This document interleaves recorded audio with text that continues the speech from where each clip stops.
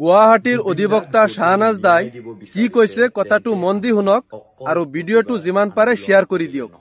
জুবিন দাক যদি ন্যায় দিব বিচাৰিছে তেন্তে আমি অকল প্ৰতিবাদ আন্দোলন কৰিলে নহব।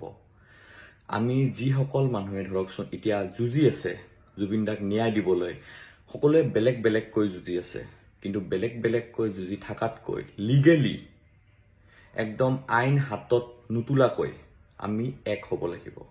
এক হ'ব কাৰণে আমি একেলগে মিলি বহি কথা পাতিব লাগিব, আন্দোলন নহয়, কাজিয়া নহয়।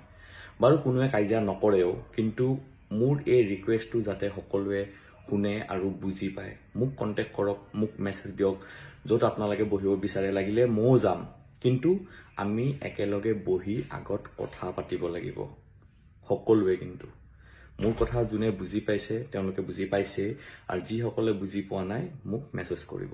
জয় অসম।